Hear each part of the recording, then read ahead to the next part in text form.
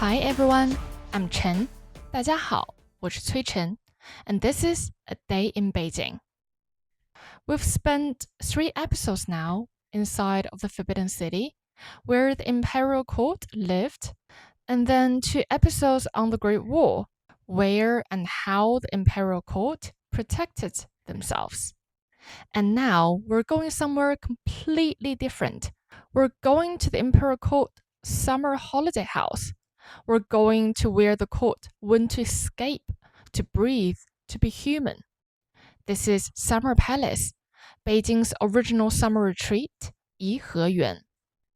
If the Forbidden City was where the imperial court needed to be, then this is where they actually wanted to be. And before we go anywhere, 2 things. First of all, we have to talk about there are 2 summer palaces in Beijing. I grew up in Beijing and I still mix them up all the time. One is called Yiheyuan, the summer palace. This is the one that we're talking about today. It was built in the 1750s in the Qing Dynasty by the Emperor Qianlong. It was burned in 1860s by British and French troops during the Second Opium War. The garden was rebuilt by Empress Dowager Cixi in 1888. But then it got damaged again in the 1900s during the Boxer Rebellion. But now it's fully restored and open to public today. You can visit, and this is what this 2 episodes of series is going to cover. The second one is Yuanmingyuan. It's called the Old Summer Palace. It's only 2 kilometers away from Yiheyuan, the summer palace. However, the old summer palace was built even earlier and even bigger, even more spectacular. But it was also burned down and damaged in 1860s. The same invasion, same troops. It was damaged during the Second Opium War as well. But this one was never rebuilt and restored. The ruins are still standing on purpose as a monument to what happened. We will cover that in a future episode. Different story, different emotion. But today and the next episode, we're going to talk about the one that survived the summer palace, Yiheyuan. The second point is, as you probably heard, this series is going to be 2 episodes in total.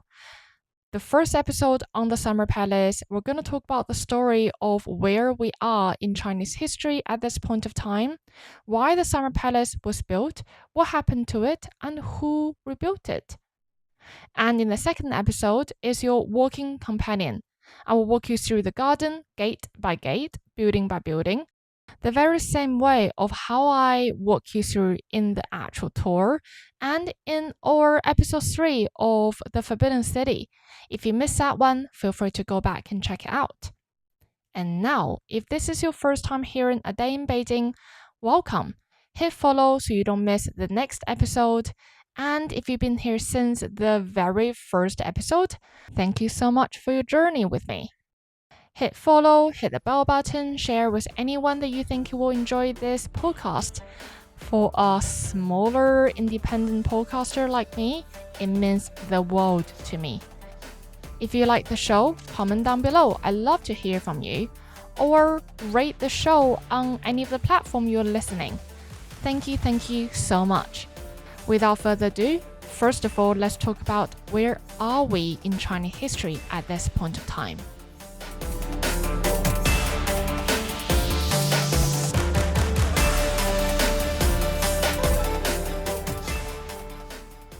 To understand the Summer Palace, you need to understand where we are in the timeline.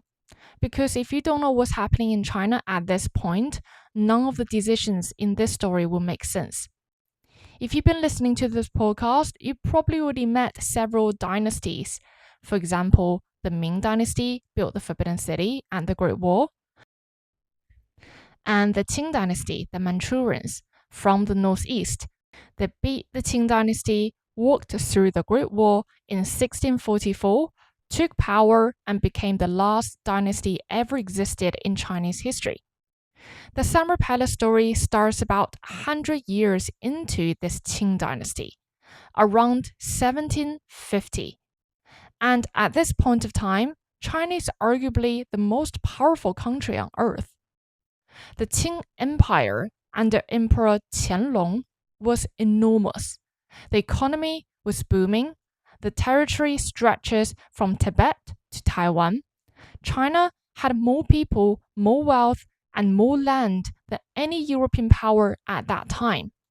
This was peak ancient China. And Qianlong Emperor knew it.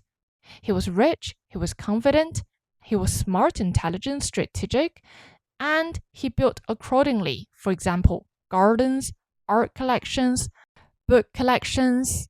He had the ambition and he believed his empire would last forever. But we know now it didn't. Within 100 years, everything collapsed. And the reason? The world changed, but China didn't. While Britain was building factories, railways, steam engines, and modern weapons, China was still running on the same system that had worked for 2,000 years.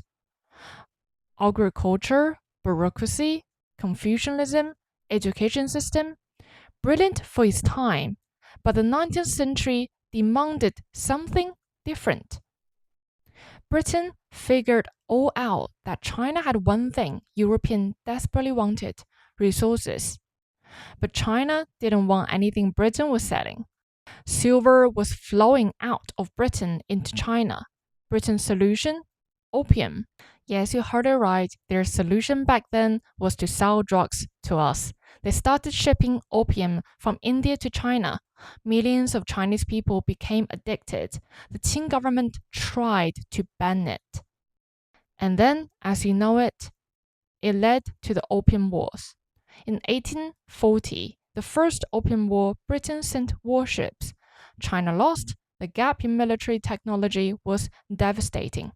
China was forced to sign the Treaty of Nanjing, opened ports to British trade, paid massive compensations, and handed over Hong Kong. And in 1856, the Second Opium War, Britain and France together this time. They marched into Beijing in 1860, and then when they arrived, they burned down the Imperial Garden to the ground. From 1860 to the fall of the Qing Dynasty in 1912, China was in crisis. Foreign powers carving up territories, and internal rebellions killing millions. The court was fighting for survival. And that was the backdrop of the Summer Palace.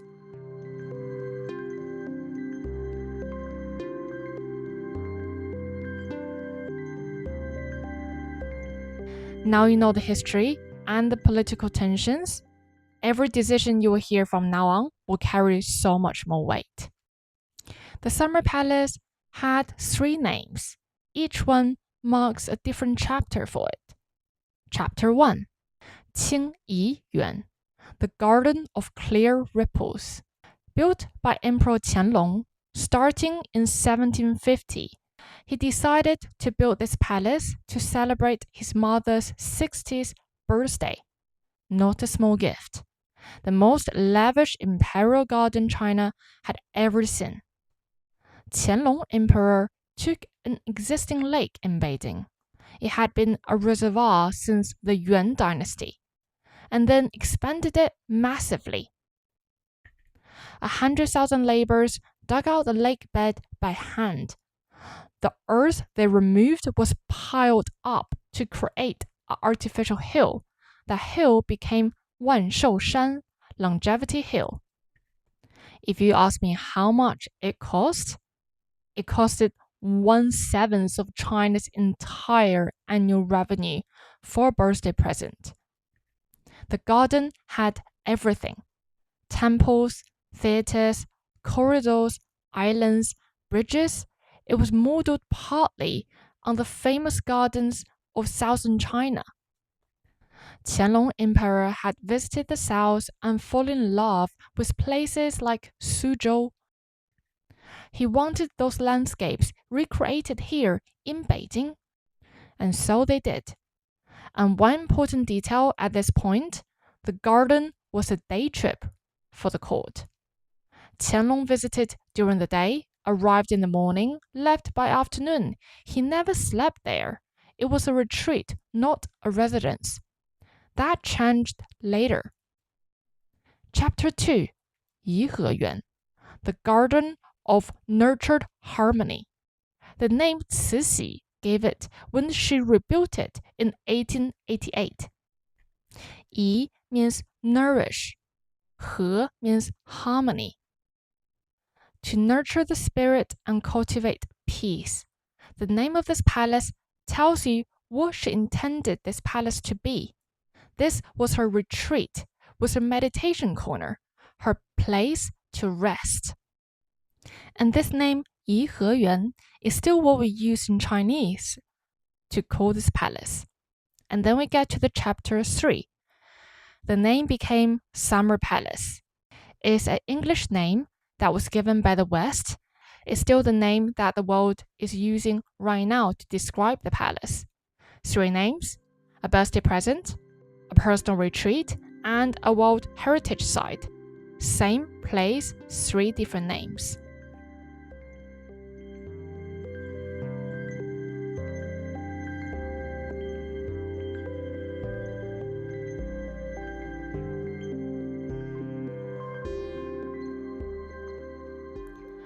We will create separate episodes to talk about Opium War.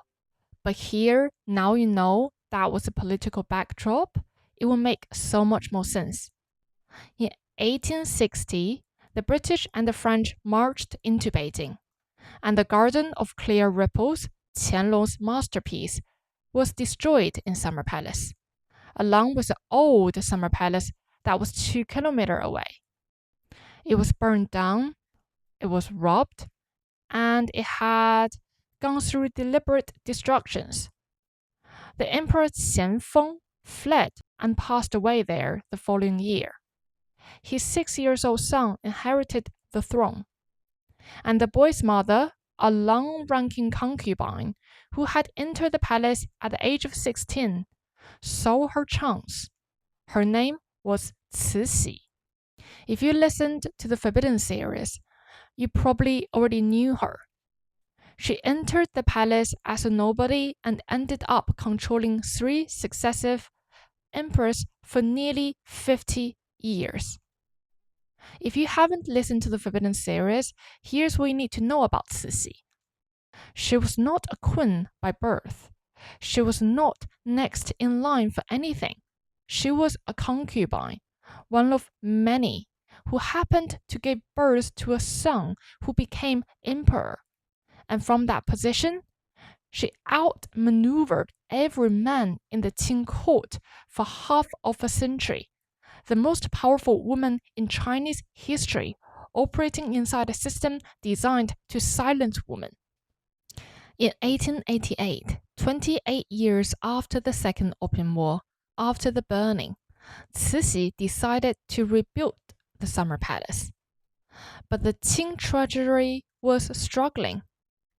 The Qing Dynasty lost multiple wars and given millions and millions of compensations and land to foreign powers. And there were internal rebellions. There was no budget for luxury garden anymore. However, after lost every single battle, the court of Qing Dynasty finally had the idea of why don't we save a budget to build a navy army? China was trying to build a modern navy to defend against Japan, which was modernizing rapidly and eyeing up Chinese territories.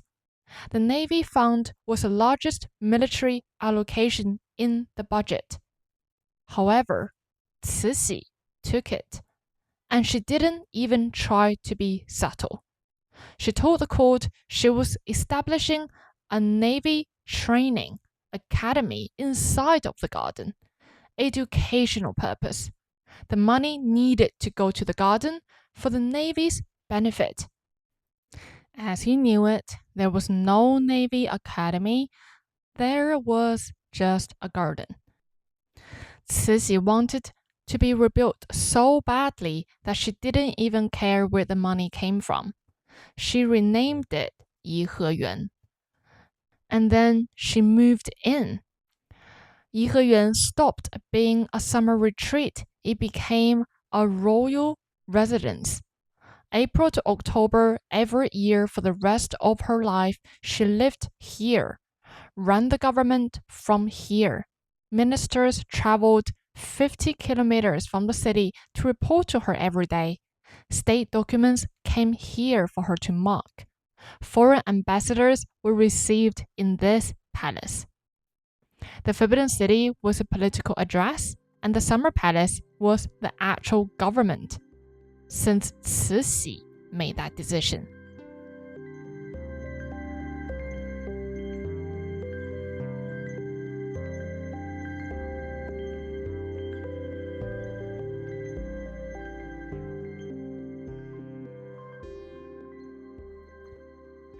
In 1895, 7 years after Cixi rebuilt this garden, Japan attacked China the first time, the First Sino-Japanese War. China's navy was outdated, underfunded, and outgunned. Japan won decisively. China lost Taiwan to them and paid massive compensations and was humiliated on the world stage again. And a lot of historians draw a direct line from Cixi's garden to that defeat. The money that should have built warships went to marble boat instead in Yiheyuan, a decorative stone boat sitting on the edge of Kunming Lake that can never float, never sail, never move, never win any battles for her. You will see it in the next episode when we walk past it. It's 36 meters long and is made of stones. Navy money turned into a boat that can't go anywhere. Is it fair to blame one garden for losing a war? Probably not entirely. The problem runs much deeper, but the symbolism is still there and still as brutal. And every Chinese student, as we learned them in school, to remember and learn from our mistakes. And then in the 1900s, the Boxer Rebellion happened. The Eight-Nation Alliance invaded Beijing. The Summer Palace was damaged again. Japan, Russia, Britain, France, Germany, United States, Italy, and Austria and Hungary. Looted and partially destroyed. That was the state the Summer Palace was left at. Cixi fled to Xi'an. When she came back in 1902, the first thing she did, the very first thing, was order the Summer Palace to be rebuilt again. While the country was paying war compensations to 8 foreign powers, Cixi decided to still save a huge amount of national revenue to rebuild this garden. 3 times built, twice destroyed. That's how Chinese history remembers this place.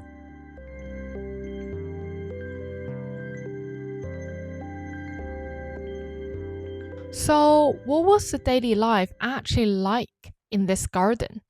Because the details says more about Cixi than any history books. Her personal kitchen, it had 108 rooms. It was consisted of 8 courtyards and equipped with 128 cooks. And I can't even keep a straight face saying this because when I'm doing this research, the political backdrop keep coming back to my mind. Knowing the deep fire of China was in at that point of time, her personal kitchen was at this lavish. It really gave me a hard time to understand and process this. Cixi ate dozens of dishes at every single meal. Most of them were untouched even. Same patterns as the emperor in the Forbidden City, excessive as display, to prove that the country was rich and they had abundant of resources. Cixi Just like any other Qing emperors and royals in that dynasty, they all loved picking opera. She built a 3-story theater inside of the garden, the Great Theater at Deheyuan. The 3 floors are named Futai, Lutai, Shoutai, blessing, prosperity, and longevity. The greatest performers of that era came here for her. She sat less than 20 meters from the stage on a throne called 百鸟朝凤, 100 birds paying homage to the phoenix. And yes, you guessed it right, the phoenix being her. She fished at the garden of harmonious interest, 谐趣园. She loved fishing, but the Empress Dowager could never be seen struggling. So eunuchs would swim underwater and attach live fish to her hook before she cast. She never had a bad day fishing, not once in her entire life. I mean, maybe that's why she loved fishing so much. And then there's Suzhou Street, a replica of a market town from southern China, built inside of this garden in Beijing. Cixi had eunuchs dressed as shopkeepers. She'd walk through, browsing, haggling, buying things from her own staff with her own money. Entire fake economy for the feeling of going out and shopping. And then she lived in Le Shouyuan, the hall of joyful longevity. Inside there, a massive incense burner for sandalwood, an ancient air purifier in China. Blue and white porcelain plates filled with fruits, not to eat but to scent the room, to make the room smell nice. We'll cover more details in the next episode, but also you need to know next door to where she was living, it was the quarter of her personal chief eunuchs, Li Lianying. He was the most powerful servant in the entire empire, and he was sleeping just next door to make sure Cixi had everything she needed. But remember, this wasn't just Cixi's playground. Before her, Emperor Qianlong had used it as a day retreat. Multiple emperors and their families came here over the decades. Beijing summers hit 40 degrees easily. The Forbidden City is a stone oven. There was no shade, enclosed, no ventilation, no water. The Summer Palace has a lake that covers 3/4 of the entire site. The temperature difference between the Forbidden City and the Summer Palace on July afternoon is difference between suffering and breathing. The court didn't come here because they were lazy. They came here because Forbidden City in the summer is genuinely unbearable and they needed to summer somewhere in a nice, breezy lake house. And that was the Summer Palace.